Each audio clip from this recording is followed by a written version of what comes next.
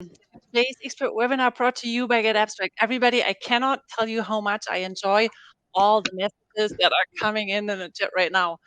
Really a global audience. My name is Ramona Mancianetti, and I'm your host for today's session. Thank you very much for joining us. And by us, I'm referring to my conversation partner of today. Welcome, Michael Bungay Stanier. Hi. Ramona, this is so exciting. We have a bazillion people from a bazillion different cities signing up for this. So this is a really exciting conversation. And I think it's going to be really helpful for people as well. We're going to get really practical on how to work with almost anyone. So if you work with other human beings, you're in exactly the right place. Awesome. Michael is an author, teacher, podcaster, and the founder of the training and development company Box of Crayons. He is best known for The Coaching Habit, the best selling coaching book of the century, and How to Begin, a book we'll hear more about in an Get Abstract webinar on January 23rd next year. Mm. And to describe the essence of Michael's work, he helps people know they are awesome and they are doing great. Like literally in every email he sends, he makes me feel confident every single time. So, today we are talking about relationships, or more concrete, about how to build the best possible work relationships with almost anyone. So, that's the claim of Michael's latest book, How to Work with Almost Anyone. Work relationships can affect your work performance, happiness, and like the general quality of life. And every relationships may become suboptimal at some point, even the good ones. Yes. So we tend to leave the fate of our work relationships to chance. But there is an approach to building the best possible relationships, the Keystone Conversation, which we will hear more about shortly. But before we start exploring this exciting topic, there are two important notes. I would like to encourage you to keep using the chat function to turn in your comments, your feedback. We love it. And please also send your questions in the Q&A. We will address as many as we can throughout the webinar.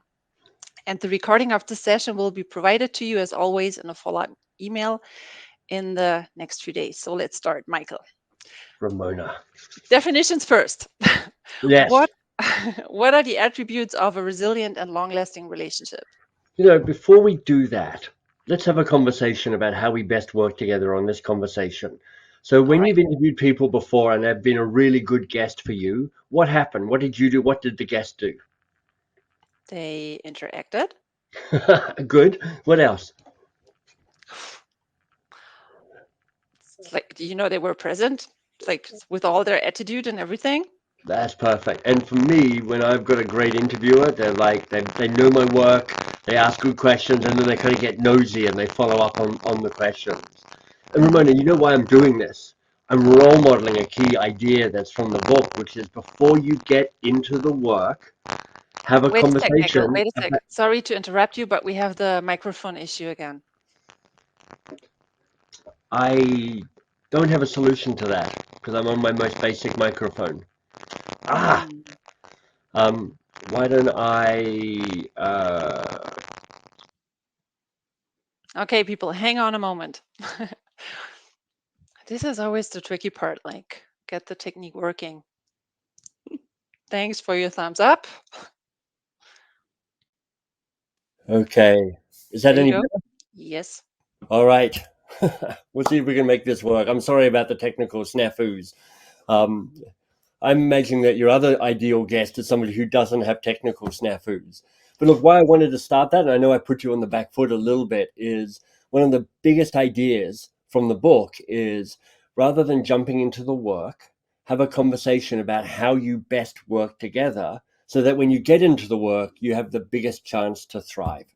Mhm. Anyway, ask me that question again. What was it? The key attributes? Yeah, I was asking about the attributes of a resilient and long-lasting relationship. Perfect. So I think a best possible relationship, which is your goal, your quest with all of your key working relationships, whether that's your boss or your direct reports or a collaborator or a colleague or a vendor or a client, they need to have three attributes. They need to be safe, they need to be vital, and it needs to be repairable. So let me just break those down for you, Ramona. Safe is what we've all heard about. Because Amy Edmondson from Harvard has been talking about psychological safety for 10 or 15 years. And she's really made it understand for all of us who work in organizations that safety is just a key part of what we need to bring out the best in all of us. So people are heard, so they contribute well to the team, so that the team gets to thrive. But here's what I realize. I've been in some working relationships where they've been safe and a little boring, a little unexciting, a little not enough. It feels like a warm bath, and I don't like baths. I'm Australian. I like a good shower. So safety is a great start and necessary, but not sufficient. You also Hmm. need vital. Vital, I mean, in English it means essential, but it also means full of life. And so vital is an attribute that is about, is there some risk? Is there some provocation? Do we step to the edge? Do we challenge each other? And in any relationship, Ramona, you're looking to find the dance between safe and vital. Hmm. And the third attribute of 3 is repairable. Now, when I wrote this book, I read all the famous kind of people writing on intimate relationships, people like Esther Perel and Terry Real and Dan Siegel and John Gottman. And across all of those thinkers, it's really obvious that a kind of a two-part insight. Number one, the relationships that last are the ones that get repaired. And number two, most of us are not very good at repairing relationships. But those are the 3 attributes of a kind of resilient and best working relationship: safe, vital, and repairable. And I guess there's no difference between a personal and a professional relationships. It's always the same three attributes. Well, they're the same core rhythms, I think, that happen in all those relationships. My area of expertise is in working relationships, so for sure I'm drawing on all of the research that they did, but I'm bringing it into a workplace. Hmm. All right. So obviously, also in the workplace, you can't get along well with everybody that you meet, or at least not always. However, you can aspire to have the best possible relationships. Short Yeah. BPR. Yes. Why does investing in those BPRs make sense, especially in a work environment? Oh, well, I mean, you know that work happens through people. And if you have better working relationships, not only are you more successful, but you are happier. And I'm just going to make the point. I want the people who are chatting with us at the moment, and it's such a good energy in the chat. I love it. But here's an exercise for all of you who are listening in. Here's what I want you to do.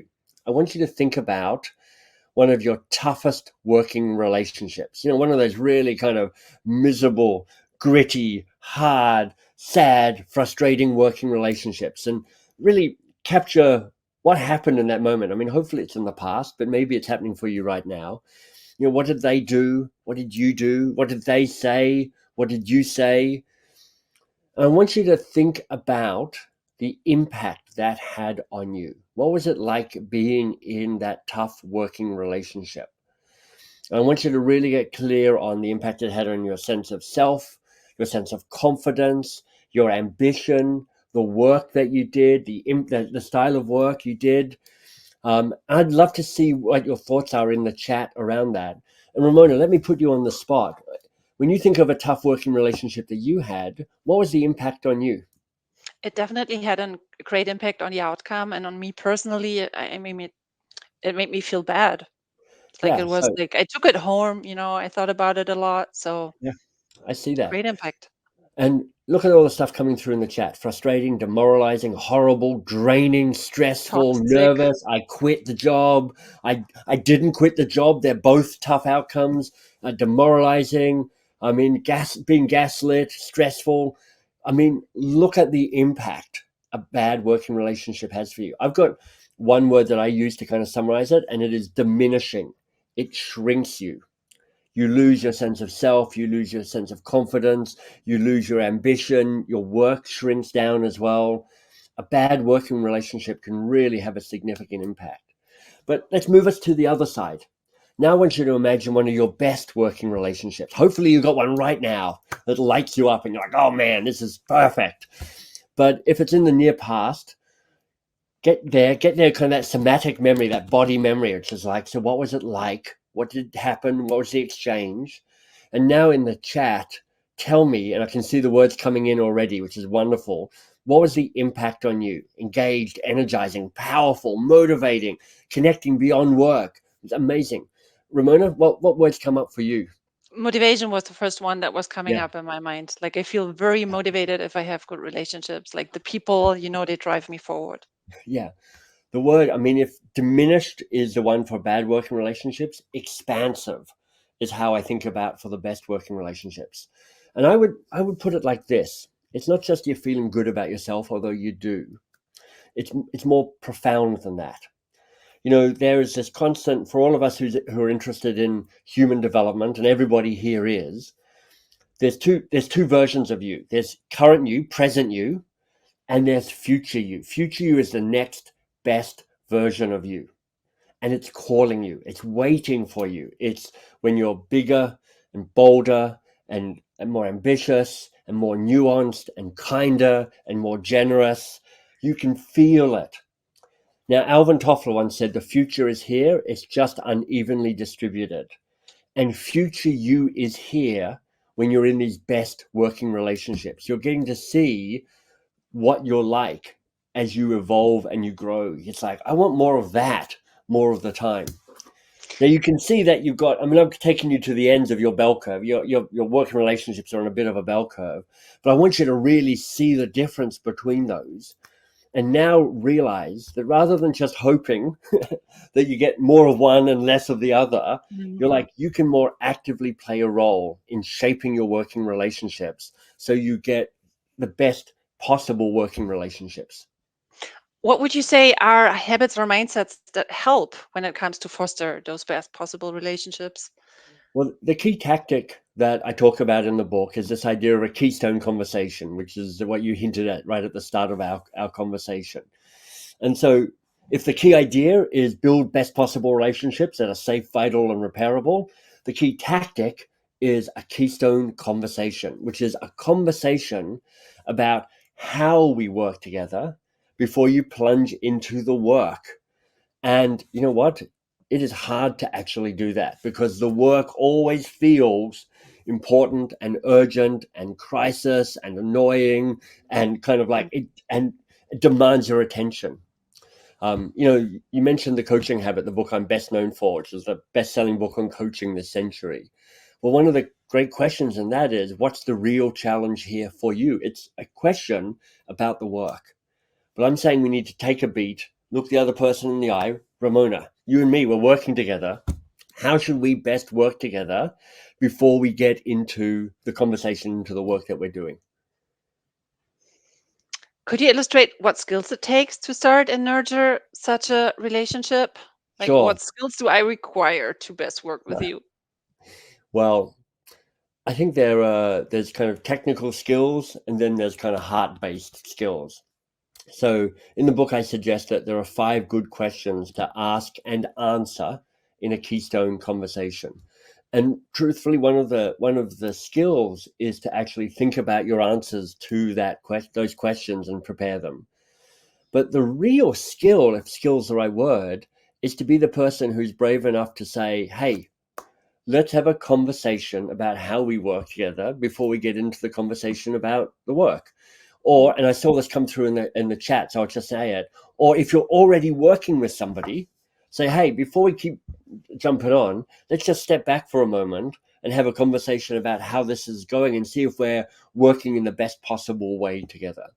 So Mm. part of it's a little bit of preparation and self-awareness and thinking through the answers to the questions. Part of it is having the courage to actually say, hey, you and me, this feels a bit awkward.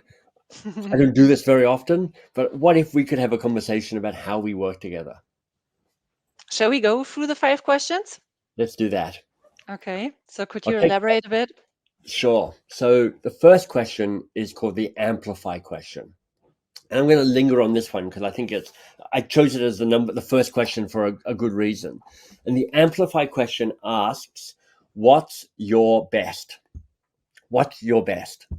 Now, I'm not sure I know that people are coming from around the world. So for most of us, that might sound a little awkward. It's like kind of slightly awkwardly phrased, but that's a deliberate choice. I wanted it to feel a bit awkward because I didn't want to ask, what are you good at?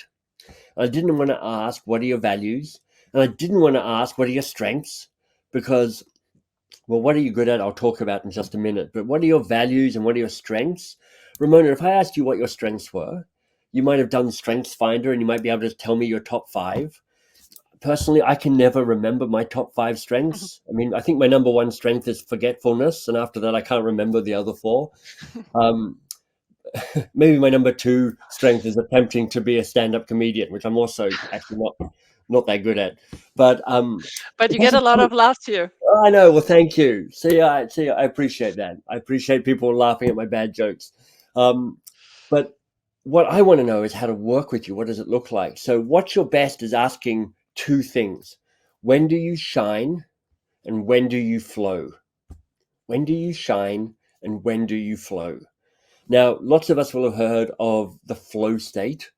People like me mispronounce the Czech psychologist's name all the time. So here's how I mispronounce his name. It's Mihai Csikszentmihalyi. He's the originator of this idea of flow state, when your time speeds up and slows down and you feel like you're stretched but not stretched too much, and you're safe but not too safe. You're just in that really lovely space. So part of what I want to hear when I ask you, when do you flow, is like, tell me when you're in that moment. And when I ask, when do you shine, it's more like me watching you. It's just like, when do your eyes light up? When do you kind of get animated? I mean, I hope for lots of people, you're watching me here and you're going, Michael seems to be shining and flowing here. Because it is true that for me, one of the answers to what's your best is when I'm teaching. I love it. I love kind of giving people useful, practical stuff that will make people go, I can unlock the greatness in myself and I can unlock the greatness in the other person. So when Carlos asks, is this a question we ask the other person of themselves or we ask the other person of us? You want to both ask and answer that question together. So if Ramona and I were sitting down to work together, I go, Ramona, tell me, what do you like at your best? When do you shine? When do you flow? And Ramona would be like, oh, let me tell you. And it's cool because Ramona gets excited and lights up and gets animated when she actually relives one of those moments, which is fantastic. And Is then that the Ramona usual goes, reaction that you get when you yeah, ask people those questions? That they're yeah. like really light up and get all excited? Yeah, because, and this is the profound thing, Ramona, people are being seen and people are being heard. This is like you're getting an essential part of who I am here. And so much of the work we do in our world is like, if you can just have people feel seen and feel heard, you're going to have an extraordinary working experience with them. But Ramona would then, after I've asked Ramona to share her shine and flow, she'd then ask it of me because I want to tell her that. And this isn't weird boasting, and it isn't blowing your own trumpet and banging your own drum and waving your own flag. It's not self serving like that. So if any of you feeling the resistance because of that, it's like, no, no, this is in service to the other person and to the two of you building the best possible relationship together. Because if I know when you shine and when you flow, then I just have a better chance of finding it and bringing it out, and vice versa. Anyway, You that's know, the first one. I was just thinking it like takes a big portion of self-reflection. You know, if you'd asked me those questions, I would start thinking, actually, I haven't done any strengths analysis. Right. I'm not a person who is talking about strengths all the time. So like I would need to go Well, inside that's why the myself and first, you when you know. asked what the skills were, in some ways, the first step was stopping and actually having a go at answering the questions. Because Mhm. all of the questions you can answer right away, all of them are better if you've had a time to reflect on them. And part of the power of this book, if I'm honest, it's a bit of a self help book wrapped inside a business book because each of the five questions has three different exercises associated with it so you can be more articulate about how you want to answer the question. I'll give you one of those exercises right now to do with the amplify question. You heard me say earlier that I'm not a big fan of asking people, what are you good at? Let me tell you why. Like I'm now in my mid 50s, so I'm just kind of like old, and I'm just old enough that I'm just been around long enough that I'm just good at a whole bunch of stuff that I'd be really delighted to never ever ever do ever again. Just because I've been persistent, So there's a whole bunch of stuff. I'm like, look, I'm good at a bunch of stuff, through an accident more than anything else, but I don't want to do it. And this exercise helps you tease apart the difference between being good at and being fulfilled by. And you feel immediately that there's a profound difference there. Mm-hmm. And whilst we know that is true for us, when we see somebody else and we see that they're good at something, we assume that that's what they want to be doing. That's what they should be doing. And this conversation helps you tease apart where you're what you're good at and what you're fulfilled by. So imagine, and this is the exercise, you can take it away and do it as homework. Imagine a classic 2x2 box. In other words, a square with a cross in the middle, and along the bottom horizon axis is good at, plus and minus, and on the vertical up and down axis is fulfilled by, plus and minus. Mm-hmm. And what you do is you fill out how you spend your time, like 10, 15, maybe 20 different things you spend your time on at work. And you assign it to the different categories. Now, if you're lucky, you have a whole bunch of stuff in that top right hand corner which says, I'm good at this and I am fulfilled by this. Because then you have a really good role fit. You're like, man, I love this stuff and it's my job and I'm crushing it. Perfect. Hopefully, you have very little in the other one, which is minus minus. In other words, you're not good at it and you're not fulfilled by it. Because what are you doing? Why is this part of your job? You suck at it and it is sucking you dry. It's a terrible combination. Oh, But definitely. what's interesting is the other two boxes, Ramona. The first is, what are you good at but not fulfilled by? Mm-hmm. I mean, imagine this. You're sitting down with me and you go, Michael, like you look like you're good at writing up the minutes for the meeting. And I'm like, I am, because I've written up a lot of minutes in my time. But honestly, I don't want to be doing that. So use me as a coach, as a mentor, as a backup, as an emergency shortstop. But don't just assume I should do it because I can do it well. Mm-hmm. It really helps you avoid making a fundamental mistake that will sap engagement. And then on the other Absolutely. box, which is I am fulfilled by this, but not yet good at it. That's actually your learning edge. You want that. Most of the time we don't mention it, but you want this. You're hungry for it, but you want supervision. You want a safety net. You want mentoring, coaching. You want quality assurance. You want guardrails. You're like, give this to me, but don't leave me alone with it. I need some help because I want to get good at it. I'm just not quite there yet. And you can see doing that exercise gives you nuance and language so that when I sit down with you, Ramona, I can say, hey, I can actually tell you what's my best. And I've got some interesting specific answers for you around that. Mhm. Michael, hang on a second. I have a very good question in the chat. Somebody is asking, does this exercise also work in a group setup? You said one-on-ones, but does it work for groups too? Also, like in retrospective as a team's Yeah, performance, for I example? think it does. Here's what you have to be wary of if you're doing it at a team setting: safety drops. When I'm doing it in a one-to-one conversation, it's as safe as I can make it with that other person. As soon as we're doing it in a group setting, there's just more risk at kind of revealing some of this, which means that people will probably hold back on some of the depth of their answers that you might get otherwise. And it depends on you, and it depends on your team, and it depends on how well you understand it. Like sometimes I'm always a bit naive to kind of what's at risk in the team. So when I've run it in a team, I will run it as a team exercise, but I will get people working in pairs. I'd say, like, who are the two key relationships you have in this team? And now do this kind of partnering up around that. So one of the things that you're constantly doing is you're constantly going, there's a risk in this conversation because I'm asking people to be honest and vulnerable. So how do I make it as safe as possible for them? How do I reduce any perceived risk? Hmm.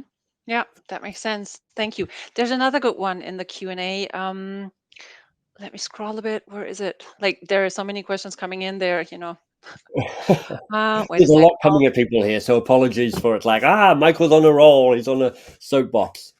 Oh, yeah. Somebody was asking if you're well past the stages of a good relationship, how could you correct it? We'll get to that. Okay, Okay. yeah, I promise we will that's a get to really that. good juicy question. Okay. So did we cover already all the 5 questions? We haven't.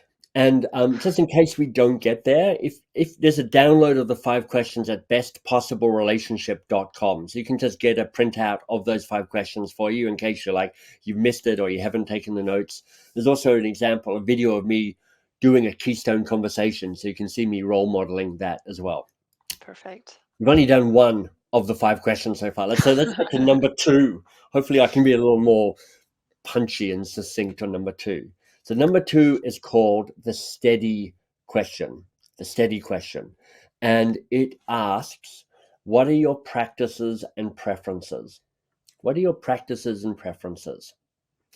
So it's really sharing this idea of the mechanics of how you work, because we've all got our ways, we've all got our habits, we've all got our technologies, and we kind of think they make common sense because we've been using them for years, but actually we're all weird in our own special way.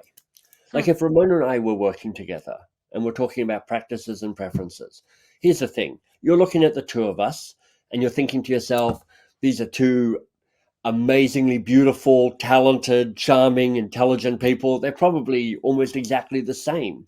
But I'm Australian, lived in England for a while. I now live in Canada. Ramona is German, married to an interesting Italian guy from Switzerland, lives in Switzerland. So there's this kind of different backgrounds, cultural backgrounds. There's different technologies that we use. We're in different time zones. I don't know if she's a morning person. I don't know if I'm a morning person. But here you get to kind of talk about the mechanics, everything from like our names. Like my name is Michael Bungay Stanier. It is an intimidating name, it turns out. When I got married, I combined my wife's name and my surname together to make Bungay Stanier. So Bungay Stanier is my surname, but it doesn't have a hyphen. So that freaks some people out. And then some people just find it too long. So I once got a letter to Michael Banging Spaniel, which was like a Oh my particularly gosh. excellent version of Bungay Stanier. And by the way, my name is Michael. It's not Mike. People in North America, in particular, love to make me Mike, and I'm like, no, no, this is a Mike. I'm a Michael, and that's different. And Ramona might have something similar. She's like, you're calling me Ramona, but none of my friends call me Ramona. They call me, I don't know. Let's make up. You could call it. I'm not even going to guess. And we might change pronouns. I'm like, I didn't do that 10 years ago, but I do that. I do that now. But it can also be other kind of weird things. Like, as an example, I use Asana as a way of managing my projects and the tasks that I have to do. And when I work with my assistant, Claudine, I'm really fussy, weirdly fussy about how my tasks get written up. They need to start with a capital letter and they need to start with a verb and a doing word. Because, what's the point of a to do if you don't have a verb in it so you know what the actual action is? I learned that from David Allen, the guy behind Getting Things Done many years ago. And I'm like, and so I'm unreasonably twitchy if I get a to do which doesn't tell me what to do. Rather than me just building up resentment about Claudine because she didn't manage to read my mind, we just have that conversation. And I'm like, I tell you, these are my preferences. When you're doing it like this, do it like this. So that's the second question where you're like, let's go back and forth, just Hmm. so you don't make any of these little tiny small things that rip the fabric of a working relationship. I think it's a very good point that people don't read your mind. Yeah, That's very good. Like you feel they must know what I'm talking about. They must know what I'm thinking, but they don't. we are very good at assuming we know the other person across the Mm. table from us. We come in. I mean, our brain is a pattern making machine. So we sit down, and within about 2 seconds, we're like, "Yeah, I got Ramona. I figured her out. Yeah, I can see it. She's wearing orange. She's got hair like that. She's got her office like that. She's got that vibe to her. I've already just filled in the picture and I made it all up about her." And this is really, this conversation is about, hey, it's another human there. And you're a human too. Be human with each other, not just for the Mm. sake of being human, although that's pretty much good enough, but so that you can then work together in the best possible way. I like that. Number Questions number 3 and 4 are the good date and the bad date question. The good date and the bad date question. So you can tell that they're related. And the key insight behind these two questions are the patterns from your past repeat again in your future. Patterns in your past repeat again in your future.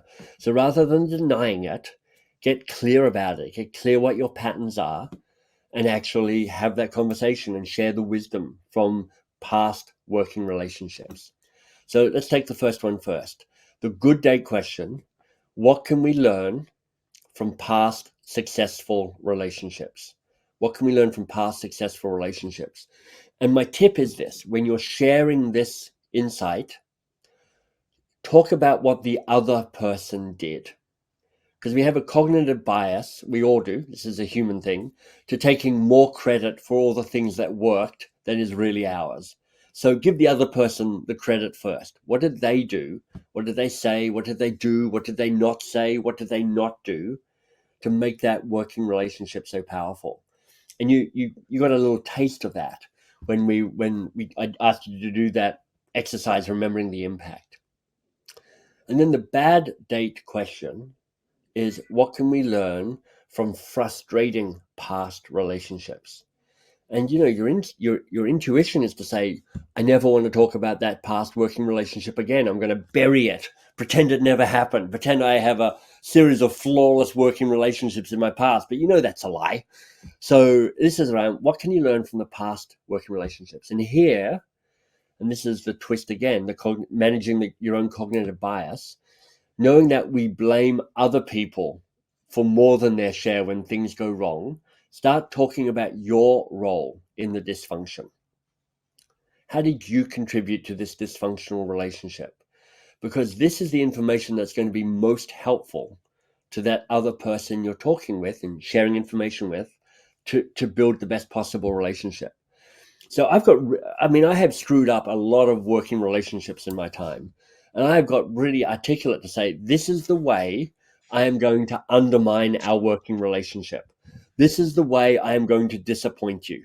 This is the way I am going to frustrate you.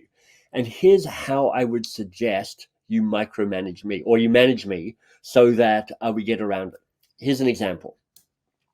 I am often called the VP of bottlenecking in my small company, because there's sometimes like I'm really good and I'm really quick at making decisions, and other times I'm like, and it kind of comes and I'm overcommitted and there's too many and I don't quite know how to do it. So I'll just have it on my to-do list and then it will vanish over the horizon and I'll forget about it. And they're waiting for me. And because I'm the founder of my two companies, I'm the most senior person. So nobody wants to bother me because you're like, oh, Michael's the founder. So we've got to protect him from himself. So when I'm working with people, I'm saying, so this is what I will do. I will bottleneck it. At some stage, I will bottleneck it. Here's what you do. You send an email and you say, Michael, I'm moving forward with this decision unless you give me feedback by this date. And what that does is it means that I don't end up bottlenecking. I just miss my opportunity to contribute. And I've made that okay between the two of us. Awesome. Fifth question, and I know we've only got another few minutes Wait. left. Hang on. I have a question. Doesn't that require a lot of openness? You need to Yeah, open up a lot, and that must not be for everyone, I guess, it's to not do for that. everyone. And so that's a good question, Ramona. All of these questions invite you to be as vulnerable as you're willing to be. And with all of these questions, it is important that you look after your own safety. What it means that if you're in this conversation, so Siobhan Lucas is saying it's easier if you're the CEO, and that's true. It is easier if you're the CEO. It's easier if you're the senior person in the relationship. So part of the call to action, the invitation, if you like, for you, if you're the senior person, it's your team, is to role model the level of vulnerability that you'd like to see. Because as a senior person, you set the standard. So I share this amount of vulnerability. The person I'm talking to goes, oh, okay, I can share that amount of vulnerability as well. If I share that amount, they're like, okay, I understand the game. So you do have to look after yourself here. You have to keep yourself psychologically safe. And it's worth testing that. It's worth stepping out to the edge and pushing it and going, what if I said this? What if I shared this little bit? And the more you do this, the more you're going to understand how much you're able to share and how much you might want to protect. Brené Brown for many years has been telling us all, vulnerability is an act of leadership, and I think it is. And you have to navigate it as well. Mm. Here someone is commenting workshops to write team working agreements are a fantastic tool for getting those kinds of requirements out in the open. Well, I think that's true. But there's a thing, particularly in Silicon Valley, I think this is really prevalent, something called read Mees. And the idea is that I sit down and I type out all the stuff you need to know about me, and then I just send it to all the people who are working with me. And I'm going to assume that you've read it, and that helps you actually understand working with me. I'm like, that information is great, but do you really think somebody's going to read that and then really understand what it's like to work with you? It's like ridiculous. It's in the conversation that you're forging a powerful working relationship, because the questions and the answers that you're getting are really important. But what's really powerful is that you're both saying, we care about this relationship. We're trying to make this the best possible relationship. And you're giving each other permission to keep talking about the conversation that you want to have, and keep talking about the relationship that you want to have. And that allows you to keep a relationship that is more resilient, more successful, and has more impact. Mhm. Yes. Question number 5. I Question interrupted you number earlier. 5. I know, well, this is perfect. It's like my culminating question. And it builds on the point I was just making. This is the repair question, Mhm. because, you know, this is no surprise here. Every working relationship gets damaged at some stage. Sometimes it's a big, explosion and kind of like, oh, I'm going to shout at you. But more often it's a misunderstanding, a miscommunication. Somebody didn't have breakfast. Somebody thought they heard something but didn't. Somebody said something but forgot they said it. The fabric gets ripped. It's just the nature of being in relationship. So the repair question is, how will we fix it when things go wrong? How will we fix it when things go wrong? And the power of it, and that's a tricky question, because most people haven't thought about that. But all of these questions are designed to be a springboard into an interesting, juicy conversation. And the power of the question is, it's written to say it will go wrong. So it acknowledges that. And we are committed to fixing it. So there's a shared commitment to actually repairing the relationship when it does get a little dented and cracked. Yeah, some Catherine McConkie saying it's like a prenup. It's kind of an emotional prenup, which is, because a prenup is like, what will I get when things go wrong? What will I keep? And this is more of hey, how will we negotiate it when it gets messy and hard? Because it means that if Ramona and I have had that conversation and we're like, okay, so let me tell you what I do when things go wrong. My unilateral action is to go all weirdly passive aggressive and just stop answering your emails. So Ramona's like, Michael, hey, Michael, I noticed you've gone all weirdly passive aggressive and stopped answering my emails. Do we need to have a chat? And I'm like, yes, we need to have a chat. And we get to fix it, rather than what we often do, which is like just hide and pretend and hope that, it'll just get a little bit better. Mhm. Yeah, very well said. Hey, what about the almost in your title? I see a lot of comments here. What do you do if people are ignorant and don't want to cooperate? And then Yeah. a lot that goes into that direction. Like, what is it with the almost? When would you say you can't So work with someone exactly. anymore? I have to say, this is the best book title I've ever come up with, How to Work with Almost Anyone, because it always makes people laugh and everybody knows who their almost are.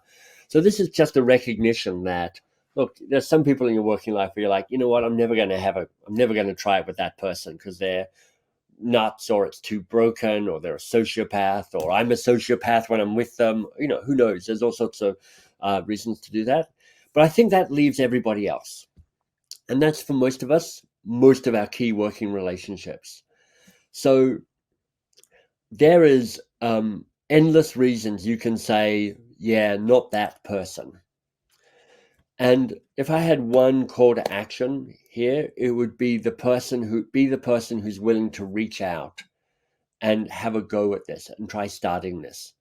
You know, it doesn't have to be a big thing. We've covered all the 5 questions. I've role modeled some actually kind of more profound personal questions, but it can be a little more transactional with that. When I hire somebody to manage my websites, I'm like, tell me when you've had a good client before. What did that look like? Let me tell you what a good vendor looks like for me, the ones that I keep hiring and I keep paying.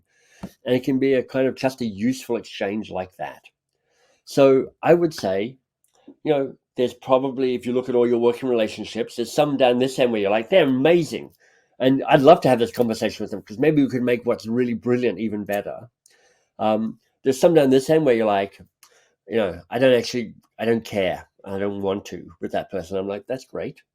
But it's actually the ones in the middle where you're like, it's a bit flat. It's a bit boring. It's a bit broken. But what if I was, somebody once said, nobody likes to be the first to say hello. Everybody loves to be greeted. So imagine if you're the other person in this working relationship, which is just a bit it's a bit ho-hum, a bit meh. You get an email from you saying, hey, Michael, we're working together. This relationship's felt a little flat to me. What if we had a conversation to see how we could work best together to make it as good as it could be? Some people are going to be skeptical about that. Some conversations are not going to work. A bunch of them are actually going to give your working relationships new life and new hope. Which sounds like a Star Wars movie. New life, new hope, the return of Luke Skywalker, but no matter. Here's someone commenting that the underlying to this whole process of exchange and communication is that both sides actually care about the relationship. Yeah, So the person is asking, what if they don't care? What if the other person has the power and you're just not important enough? yeah. So that might be true. And I think more people care about it than we might assume. And they may not care about it like you care about it, but they're like, well, given the choice between a bad working relationship or a slightly better working relationship, I'd probably choose a slightly better working relationship, even if it's just so that I can get more stuff done and I can be more successful. So, you have to make your own call on this. Start with some people who feel easier rather than harder, or start with relationships that are so badly broken that it can't get possibly any worse. So you've got nothing to lose. Mhm. But it's like, notice how quickly we start making up reasons why not that person. And I'm sure that is true for some of them. But uh, if you assume positive intent, if you go, what are the risks and the rewards? What are the prizes and punishments? Often you find, which is like, the punishment is it just didn't work. The upside is, the prize is, we have a better working relationship that is more workable, more fun, more bearable, less dysfunctional. And we saw right at the start of this conversation what an impact moving from terrible to good can do in terms of your happiness and your success. Mm. You're implying here the effort it takes building a working Yes. relationship. And there are also a lot of comments in the chat that people are saying time, who has the time for that? But I Yeah. mean, you pointed it out, you made it very clear it's really worth it. And I guess it also deserves celebration and appreciation. Like if you Oh, really for sure. manage to repair a relationship, to have a really good one, I think you Yeah. should celebrate it. What do you recommend? Absolutely. I mean, in the book, it says, look, there are 3 parts to maintaining a BPR, best possible relationship. There's preparing. So you need to prepare your answers to the questions. It's having the conversation in whatever form it feels better. And the book is full of suggested scripts and words and kind of ways of managing that. And then the third part is maintenance, which is like, once you've had the conversation, how do you keep it alive? How do you keep it healthy? And the 3 mantras are adjust always. So you're always fine tuning, repair often, because things get dented and cracked on an ongoing basis. So the faster you can repair the small things, the better. and adjust as needed, which means sometimes you need to start again. Sometimes you need to finish and you go, this isn't working. So we need to stop working together because it's too broken. So yeah, this does take time, but it doesn't take that much time. And if you think like a 30-minute conversation or even an hour-long conversation makes the difference for like months and months of happiness and success, feels like it's possibly a good gamble to take that investment. Definitely. Michael, please say again, where do people find your example Keystone Sure. conversation? So bestpossiblerelationship.com. It's all free, so you can get downloads of the 5 questions in a variety of different kind of designs.